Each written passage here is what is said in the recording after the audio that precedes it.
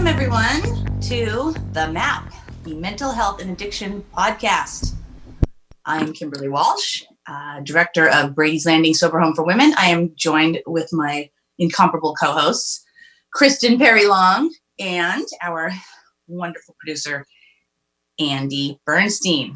Whoop, whoop. What's going on, everybody? Say hi. How are we all holding up since last we spoke? It's been so much fun. Said no one ever. It's right. Weird. I'm not going to lie. Yeah. How are you coping, Andy? Well, it's funny, when you hear, our president talk about, that it's all good, then, that kind of gets, it starts to get in your head. So I feel like we probably need to be, not pick up on that a little bit because, Massachusetts is starting to pick up right now with this thing. So, I think we need to be, safe out there. So how about 100%. You guys? Chris, what are you doing to keep your sanity? So I tried to give myself a pedicure. That didn't work out so well. But for men, it is. Yeah, it's hard. I just I don't know. It's really weird. So I got laid off, and I knew I was going to get laid off just because I could just see it happening. So I was kind of proactive in that I signed up to be an Instacart delivery person. I mean, I'm healthy. I'm careful. And it's been really interesting seeing all the different grocery stores that I've been going into and how they're taking care of it. And they've got people wiping down everywhere. They've got lines, like at the deli isn't really open, but they've got lines. They've got lines in the checkouts. They've got face guards at the checkouts. And the grocery stores, honestly, are really barren. They're empty. But it's the people that I'm delivering to that I think is... No, they need the service, Chris. I mean... Right. I did it for my mom. I mean, I'm terrified that I'm going to get it just because I'm so out there. But the people that I'm delivering to are older. There's been some younger ones, but it's older, and it makes me really sad. I delivered to this probably in their late 80s yesterday. They're still living, husband and wife, still living on their own. And they invited me in for tea because they've been locked in for 3 weeks and they're so lonely. No, I didn't do it. I wouldn't do it. I wouldn't do it. I wouldn't be afraid, but I'd be afraid that I could be carrying it and could give it to them. Right. But it's just like, you think about it. It's like, I try not to think about when this is going to be over. I try to stay in the moment, stay in the day. But those poor people, like they're older. Their lives have like stopped, and people aren't going and seeing their families because they've been told that these are the people that are most compromised. So I don't know. I'm thinking deep, of ways to kind of brighten people's lives. And, so I was thinking of dropping some flowers and chocolates off to my house. Them. I can do that. But they have a program. I don't know if you guys have seen it on social media, which I thought was phenomenal. So within a community, and any community can do this because now it's kind of become universal. Well, I hope. I'm thinking it might have.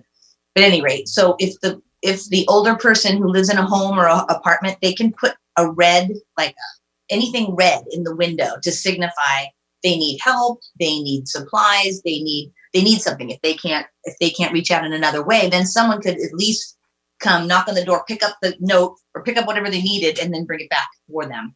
Right. Which I thought was such a great idea. So simple, So we talk about health and mental health and, staying positive and staying communicating with people, even though, you can't have that face-to-face person, but, something like Zoom is wonderful. And we have a great guest today who's Jeff Wolfsberg, and I'm gonna introduce you because having Jeff on is great because he's got a very interesting story, and I think he can provide some real information and some positive feedback, because of his own personal story and the line of work that he's currently in. So Absolutely, Andy, take it away.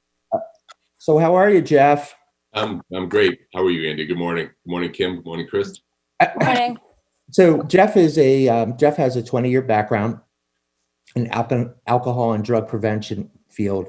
He's working or has worked with schools and colleges, and for the past several years, he has been working at the Advocates in Framingham, Mass. And he's a project manager and lead peer recovery coach for the Harvard Pilgrim private health insurance team. And he and his team provide peer and recovery coaching support to the members of Harvard Pilgrim Health Insurance Plan in New England. And on the weekends, he runs a private practice as a recovery coach and nutrition. And he's a certified peer specialist, recovery coach, yoga teacher, and nutritionist. So you got it all covered, Jeff. Trying to be healthy. Yeah. So I think that's actually it's an accurate bio, but that's the bio that you and I used like last year. It is the bio last year because the new one this morning was a hell of a lot less wordy, but I'll add a little bit more dimension to it. Cool. I oversee all the recovery coaching at Advocates, which is in Framingham. Advocates is a wonderful organization that its primary mission is working with people with mental disabilities, developmental disabilities. It's like an 800 people organization. We're very, very large. We're just a remarkable place to work. I've been there quite a while, and I tend to be somewhat of a cynic when it comes to working for big companies. I've always worked for myself, but I've been at Advocates a little over 4 years now, and I've always been surprised about how much they really walk the walk. I mean, they walk the talk the walk. It's one of those. They really strive to be what they say they are. So our recovery program at Advocates has really grown over the last couple of years with my leadership, and we have an ER program now. We have 2 recovery coaches in the Framingham and Marlborough hospitals, ERs. When people come in and they have an overdose, we have a recovery coach can meet with them and help them maybe take advantage of that opportunity to get into treatment. That's a wonderful program that I'm very proud of. We have recovery coaches that are working in the jail diversion program, which is very cool. Yeah. That's a wonderful program as well. And jail intervention program. It's a very new program we have called BHJI, Behavioral Health Jail Intervention. No, the I stands for something else. Jail something. Basically, people that are getting out of the criminal justice system here in Massachusetts, as they start to get ready to leave 90 days prior to discharge, they can begin working with an Advocate's reentry specialist or recovery coach to make their integration back into the community more successful. What jails? Everyone. We will work with all the criminal justice systems in this part of the state, basically from Worcester east. So we work with probation offices and criminal justice systems and jails and prisons. I don't work with them directly, but I manage the recovery coaches and peer specialists who are part of that team. It's a wonderful program. And then, like you mentioned, Andy, we have a private insurance contract with Harvard Pilgrim, which is the longest running thing we've been doing for over 4 years now, where we work with Harvard Pilgrim members here in New England who are either gone into treatment for psychiatric interventions or substance abuse, and we provide a peer specialist or recovery coach to work with them. So so that's, I just want to really give the audience a nice clear picture of what I do. So when you talk peer recovery specialists, can you give us a little background about that? Recovery coaches and peer specialists, I see them, they're 2 different, it's all peer support as far as I'm concerned, because our expertise is our life experience. So that's what makes those 2 positions the same. I think a recovery coach is focusing primarily on the substance use disorder, and the peer specialist focusing primarily on the psychiatric diagnosis. So it's a little bit of a different focus, but oftentimes it's the same. I work with many people on my team are both recovery coaches and certified peer specialists, because the dual diagnosis nature of these problems is prevalent. So, but sometimes it's one or the other. it's not always both. Right. But the goal is the same. The goal is to help people live the best life possible. I think that's the same goal, whether you're a peer specialist or a recovery coach. Recovery coach's primary mission is to remove obstacles that get in the way of people getting into recovery and sustaining recovery. Abstinence may be the goal. The way the world is now. When I came up and got clean and sober meant you did not drink and you do drugs. Right. Now we're in this world now where when someone says, I'm in recovery, and they say, how do you define your recovery? People get to define the recovery in whatever way they want. So that could be complete abstinence from all mind-altering chemicals. It can be, hey, I don't drink and do heroin anymore, but I smoke a little weed. I'm in recovery. I'm not going to get into that conversation on this. That's a whole different. Yeah, that's a whole different bag of worms. Animal. Yeah. We don't want to open that Pandora's box. But that said, our code of ethics as recovery coaches is we support people where they are, Right. and where they want to go. So if that's someone's definition of recovery, then we're going to support that. Yeah. How many people do you have on staff?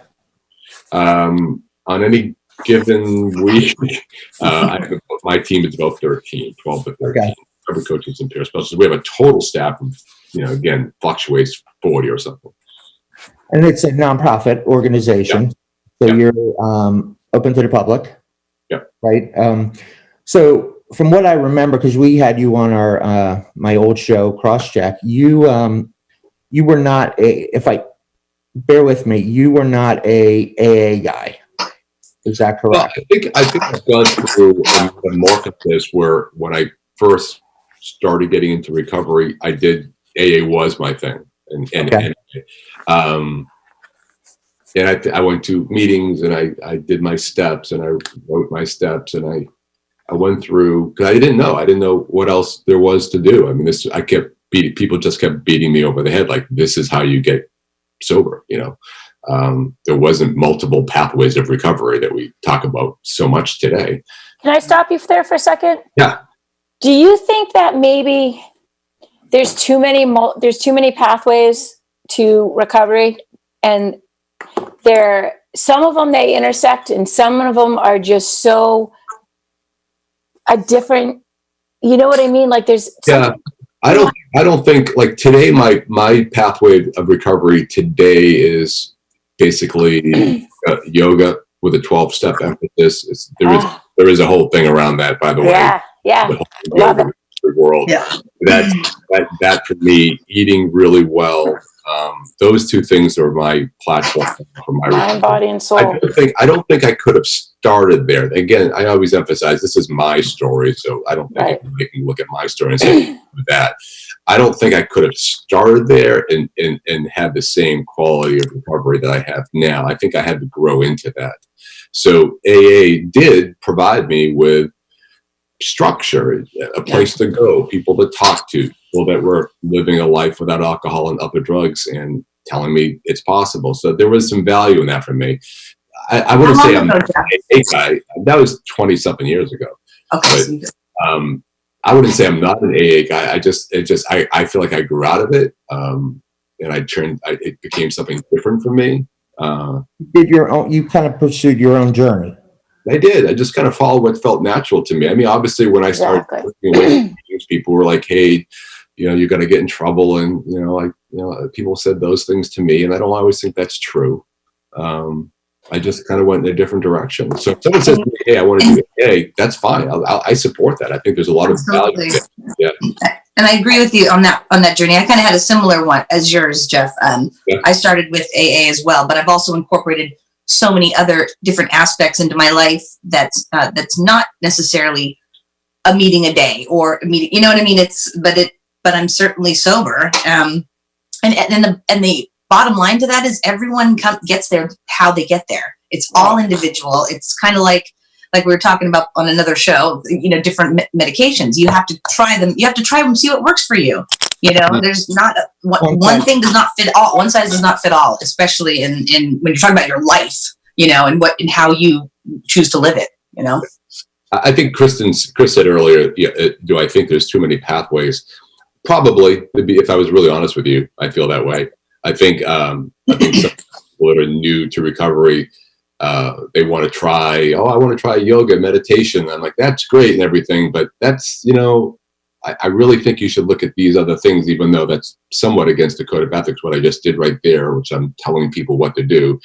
I don't always think certain pathways are the best choices in the beginning. For sure. Yeah, for sure. I just think meditating for someone new in recovery, I'm not quite sure you're really going to get what you need. Yeah. I mean, I totally agree with that too. Yeah, I agree with that too. 15 years into my recovery, I started meditating as a way of reinforcing some of the stuff that I'm doing, but I was also going to therapy. I still go to therapy. Yeah.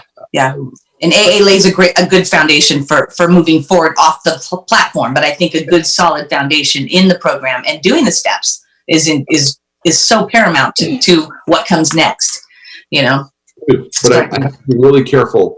As a recovery coach, you have to be really careful that your biases don't kind of sprinkle into the conversation, because people can hear what you really believe in. They can hear what you don't like, what you do like. So you have to be very careful that when you're recovery coaching and you're doing your practice with somebody, that they really feel like you're there to support them on their journey, that you're not infusing into the conversation what you think is the right way. What I think is right. Or judging them if they don't go the way you think they should. Yeah. I'm working with a person right now who's older and suffers from alcohol and doesn't like the AA way. And when I asked, what doesn't work, and talked to him about it a little bit more, it was more that they just hadn't found the right meeting, that where they were going, the higher power was being basically forced down their throat, and they were, their higher power is God, and because they're Catholic, and that's their higher power. And they were having a hard time trying to see what that other higher power was, if that makes any sense. Right. And when we broke it down and I explained everybody's higher power is their own. We all have our own higher power, whether it's God or, I don't know, Santa Claus or whatever. It's your higher power. And when we broke it down and discussed it, it made a whole lot of sense. But the meetings were so rigid and direct and focused. They were intimidated and just couldn't, so I always tell everybody that I work for, I'm like, hit lots of meetings, hit it until it feels good inside, all different kinds of meetings. There are a lot of options out there. And the recovery yoga, do you know Bonnie Sandler? I don't, but the recovery community around yoga, it's Y12 yoga for 12 step, Y12ST, like for 12-step recovery. I went to a leadership weekend, got certified and stuff. It's wonderful. So she runs Heart and Soul Yoga, and it is it's trauma focused, but it's also recovery yoga. Great. And it's amazing. It really is amazing. There's a big meeting in Plymouth, I think, where they do a yoga for 12-step recovery. Mm-hmm. That's the biggest one in the state. I tried to get one going up where I live. I live in Norton. I tried to get one going at the. I live in Foxboro. Oh, Hi, neighbor. Hello. There's a studio in Houston called Open Door where I practice, and I tried to get a meeting going there, but we just couldn't get any traction on it. I got a lot of support from the owner, Laurie, who was wonderful, but we couldn't get it going. But that, sometimes things take off, sometimes they don't. So. Hey, Jeff, you do a lot of work with men in recovery. I do, yeah. I do, yeah. What is the difference between, obviously we know the difference between men and women, but what are some of the needs that men require? Andy? From a recovery standpoint, I'm assuming. Well, I think the first thing, if I was doing a training and I was actually going to be flying out to Oregon State Mental Health Association was having their annual conference next month, and I applied for a workshop for them. I don't know how it got to me, and I don't know why I wanted to fly to Oregon, but I did. I was going to do a workshop for them. Why don't men seek mental health services? with then ... what are the solutions? So they were really eager to hear that presentation. I think the first thing that I try to train people to think about is really thinking about men as a very unique category. That Isn't it unique, right? Yeah, I think we already look at women's needs as being something that's unique, that needs to be tailored, and needs to be understood. So when we say, hey, I'm going to work with different groups and I'm going to work with a woman, why? Like, clearly there's an understanding that women have different needs than men.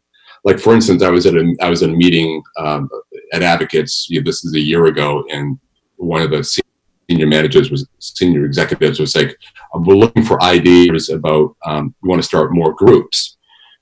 And everybody went around the room saying their different ideas, and I said, I'd like to start a men's group. And the executive was like, why? And I said, because men need to talk. And she was like, about what? Like, Right. she just didn't see that men, and that's not, no disrespect, this is common. She just didn't see that men have a completely different voice and different agenda and different needs that need to be addressed than women. They're better, not worse, just different. No, it's absolutely. And They're both different. Yeah. they're both different. So I think the thing I try to get across to people is that men aren't just locked. Men just shouldn't be sick. It's just men. It's like, we have very special, unique needs that need to be addressed. Jeff, can I stop? Can I ask a question? Yeah. Are you saying within like the group of males, you're saying there's different groups within that group that need to be addressed? Or are you saying men as a whole? Because they're 70% of the. I think I just look at men as as their own thing. Like, this is, I'm just not, when one of my recovery coaches goes to meet their recovery for the first time, I asked them it's a guy. Well, how are you going to approach him differently than you would if it was a woman? And they kind of look at me like, well, I'm just going to approach him the way I approach him. I go, no, this is a guy. This is a man. There's a different approach here. What are some of the issues that you need to address in this meeting that you would address with a woman? And so they don't always understand that question. If I said, oh, you're meeting with a woman today, well, how is that meeting different than if you met with a man? Like, well, with a woman, I need to take into consideration blah blah blah. But there's a little bit more of an understanding that Now I get it. meeting with someone that's a woman, and there are different needs. So with a guy, for instance, I think the first thing that I understand although I've been doing this work for years, I've studied men's issues deeply, and I'd like to think that I'm somewhat of an expert at this point. Trust is a big issue with men. Yeah. There's this, I believe that when women come together, there's almost an immediate, not for all women, but for a large percentage of women, there's an immediate bonding that occurs over the idea of just being female. Yep. It is a bonding experience. Pack mentality. It's not the only thing that matters. Of course, more needs to happen. But the idea of being female is a uniting experience. It is not a uniting experience for men just to be men. The reason for this is because evolutionarily, men don't see other men as friendly people. You are, generally speaking, in my wired biological brain, you are a competitor. Yep. You could be an adversary. You could be a whole bunch of things to me. Very competitive. Not necessarily my friend. So when I meet with men and I sit down and I understand, and I even say to them, I know it's going to take some time for you to trust me. I understand that, and I will. I'm considering that in our relationship. I'm going to work with you and to get there with you. Because just be another guy, that's not enough for me to expect you to start sharing with me. Right. You understand that I really, really, really care about you, and I'm really here to help you. I'm not here to compete with you. I'm not here to take away resources, because our caveman brain still looks at me like, what's this guy all about? Like, right. Is this a competitor? Is this a... Yeah, they're sizing you up. Yeah. That's the first thing I do when I work with men. I think what do you do to prove that? Rather than what do I do to prove that? Yeah, I think that's a good question. I think many of the same things I would do to prove it with anybody, which is keeping my word. I think really listening. Men tend to, because of our wiring, we tend to want to talk a lot about our stuff, what we've accomplished and our successes. It's a way for us to prove ourselves to women, our worth. I don't do that with other men. I let them talk a lot. I use different words with men than I would with a woman. I use words like, I admire the fact that you did that. I respect that you did this or did that. There's certain types of words I drop into sentences that are more frequent with men than there are with women. There's a different language that I use with men to make them feel like I'm really listening, that I get them. Men oftentimes are isolation and solitude are two issues that are often confused with men. For instance, a wife will say, "Oh, my husband is always isolating downstairs." I said, "Well, is he isolating or is he seeking solitude?" Because men seek solitude to heal. The way women tend to befriend, they mend. The way they mend is they befriend. Men oftentimes go into isolation to heal. Because we're zigging and zagging at that point. Yeah, we're hurt in battle. We crawl into a cave. We stay there until we heal, then we come out. So it's not isolating. It's very different. I think that the big thing too, though, is that society has painted a very black and white picture about what the roles of men are and what the roles of women are. And I think that over time, like in a good marriage per se, like so I was married previously and my ex-husband cheated on me, and my brain automatically went into every man as a cheater for years. And I got remarried. He never did anything to make me think that he was ever going to cheat on me, but my brain kept saying, "Oh my God, he's late. He must be with another woman," and it was until I shut that down that we were okay, that the jealousy aspect had been removed from my brain. And I think that men are the providers, and there's a lot of pressure that is put on society based on what society does, that they have to provide. And in this particular situation that we're in right now, right now we're still kind of in the kind of mode. Like, we're still trying to figure this out. The isolation, I don't think, has really set in with a lot of people. They're enjoying being home with family. They're starting projects. They're cleaning the yards up. They're playing games with the kids. But as time evolves, and the bills keep coming in and the mortgages are due and the groceries, are going down and life keeps going, but our world has stopped. That's the concern, that like, where are those roles? Where are they going to go? Do you know what I mean? It's a great point. And I think that's another thing they have to do when you're working with men. You have to realize so much of their self-esteem is wrapped around the idea of providing and protecting, both providing and protecting, which is, if I was listed in my workshops, that's like the second bullet, provide and protect. It sounds so antiquated and macho, and guys need to get out of thinking like that. I'm sorry, that's the way we're wired. Right. My wiring is to provide for my family food and shelter and protect them from harm. And if I don't recognize that as a recovery coach, if I don't address that grief that's associated, I'll bring it into the alcohol and drugs now, when you become an addict and you are no longer useful to your wife or your family, that is a wound that has to be addressed in the recovery coaching therapy sooner or later, that you let the family down from a provide and protect standpoint. That is a wound that men often don't even know they're wounded there until I bring it up. And then oftentimes when I bring it up, you can see it. There's often men begin to cry, and it's an area that needs to be healed. I'm sorry, Andy. No, that's where the shame comes in. Yeah. And shaming, and I know I'm going to get a lot of grief for this.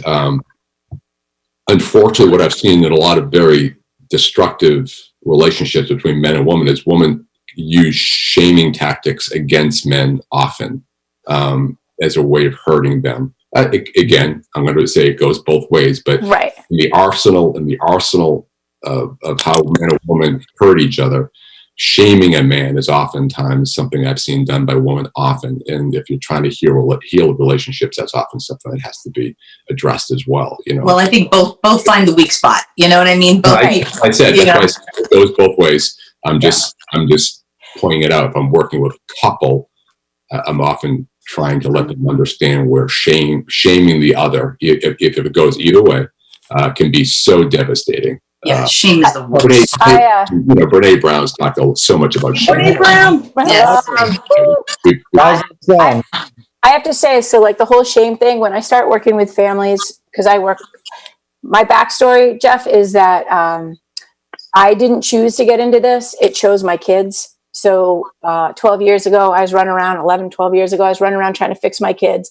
Long story short, then there was really hardly anybody out there to help us. So I buried myself in education, understanding, surrounded myself with really good people in recovery. Anyway, moving past that with the whole shame and working with families, the biggest barrier that I see with families with kids, early recovery, still active in addiction, is the shoulda, coulda, woulda. They should have done this. I should have done that. I could have done this. I didn't do that, so on and so forth. So what I try to do is I try to help families get in the moment. We can't change what happened 5 minutes ago, and we can't really control what's going to happen 5 minutes ahead of us. Stay in the moment.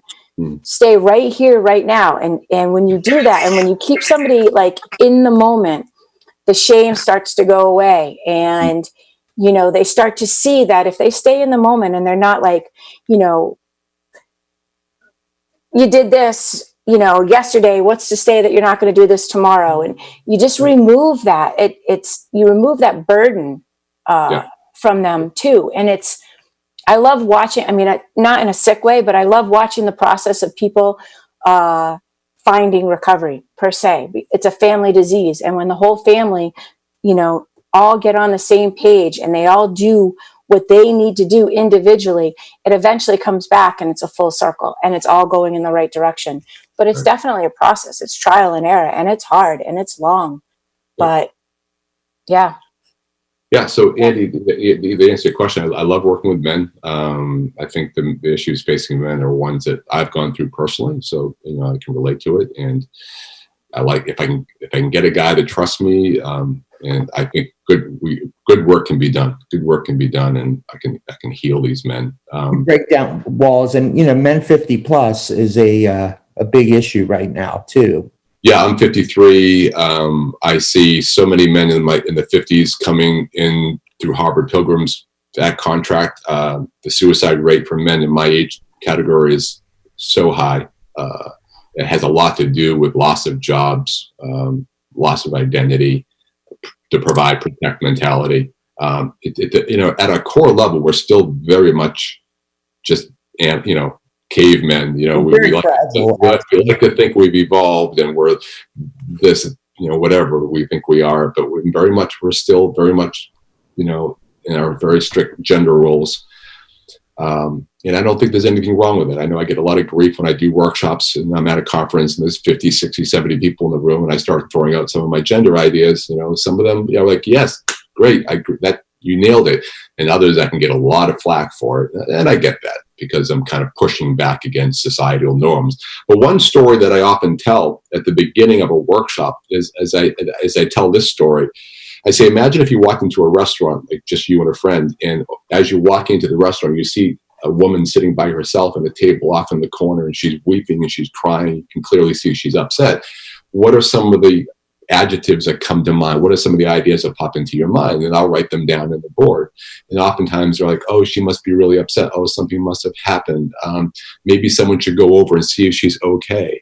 And then I say, great, love that list. Sounds good. And then imagine if that was a man over in the corner, sitting by himself, weeping and upset. How is that different? And I start writing things on the board. It's a completely different experience. It's like, there's something wrong with that guy. He's dangerous. I think we should sit on the other side of the restaurant is mostly what you hear. Right. So men are in a bind in our society where we're often asked to be more emotive, but when we are, we're penalized for it. So many times a wife or a girlfriend will say, I want more of you. I want more emotional expression. And when they start getting more emotive, and sometimes it's the man's fault because once you unplug that once you pull the cork out of that bottle, sometimes guys just go, okay, here it comes. It is too much. So if I am doing some coaching, I may have to tell the guy, you need to tone it down a little bit, and bring some of it to therapy, not all of it to your wife or your girlfriend. But then the wife and girlfriend may turn around and say, okay, maybe you need to go back to the other guy. I like that one was a little bit easier to manage. And it's like, well, what do you want? Do you want me to be, do you want me to be strong and stoic? Or do you want me to be, really emotive? And finding a balance for a man is very difficult when they've never done it before. And at the end of the day, I think females, whether we like to admit it or not, do like to be, while men want to provide and protect, females have a innate need to feel protected and to be, by their man. They want to, Yeah. When I was married, what happened many, many times is my wife wanted to be like, I'm independent. I can do this and I can do that. But when shit hit the fan, she looked right at me and says, what are you going to do? And I am not unique. And I will take all the shit in the world for saying that. And you can email me, text me, whatever you want, throw me under the bus. I don't care. That's the way it is. That's the way it is more often than not. And guys know when shit hits the fan, they're in charge, and they're the ones most likely going to be asked to figure it out. So, but that's a growth path. I think that's growth though, because I've been with my wife 18 years and married. No, she's been with you for 18 years. And I can tell you, well, you're right, but I can tell you that over a period of time, I grew and evolved. And I can honestly, when there's a situation, I can work with my wife to tackle problems. It's not. It should be. Right. And that's why we have a good marriage, because I'm not the ego guy where it's like, okay, I bring strengths to the relationship. She brings.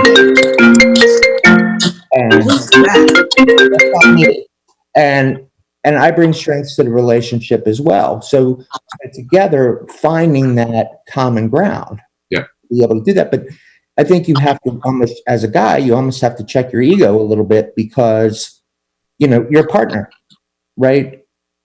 That's how we operate. And so, because early in our marriage, I was like, the norm was, I'm supposed to be the guy to handle all this, and you're the woman, and and we got into a lot of trouble because she brings a lot of experience to the table and a lot of stuff.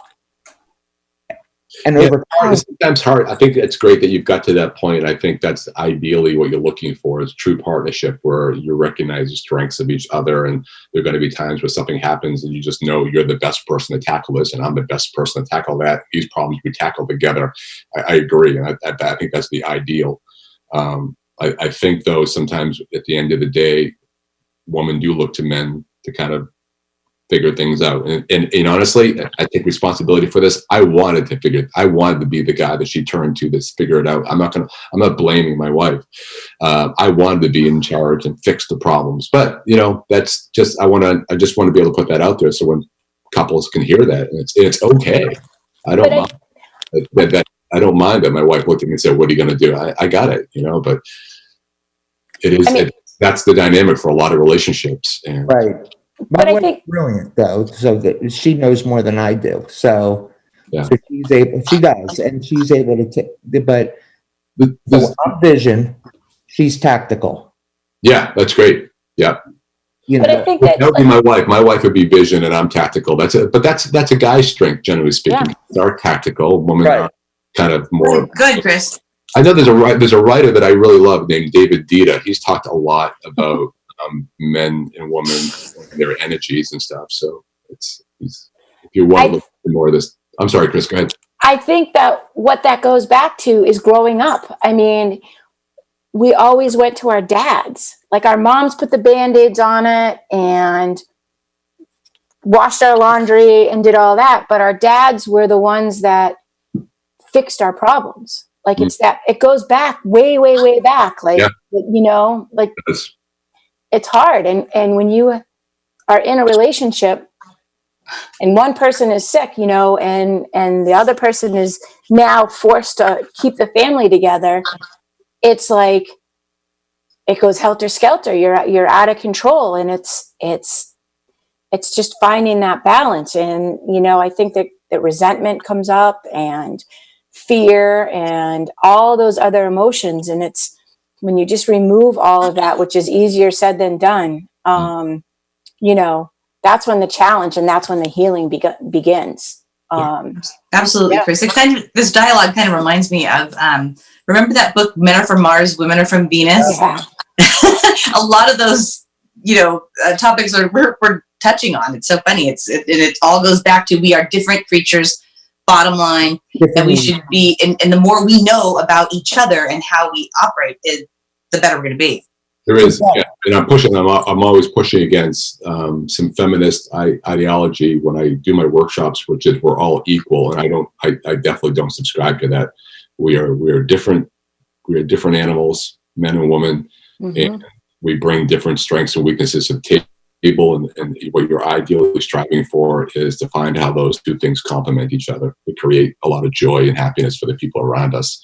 I mean, that's what I strive for. So the reason this whole topic is coming up is, is how Andy asked me, how do I approach men in terms of recovery coaching? And this is part of my conversation with men. It's very different than it is if I'm talking to a woman. So. Jeff, real quick, can you give us a quick little background about your story, how you got started in this? And then also wanted to find out, what are some of the things that we can advise people in this time, people in sobriety, what are some of the things that they can do to kind of keep in a good, I thought about this morning, a lot before the call, and I don't think there's a tremendous amount more I can offer that's really unique to the conversation about how to stay sober during COVID-19 that's not already out there. The online resources, I'm really so pleased with how the recovery community has responded to this. Amazing. The online stuff happens so quickly, and there's so much available right now in terms of online meetings and support meetings. Even my agency, we have just boom, brought up our mental health support systems online like that. And if you guys are looking for information, you're welcome to email me.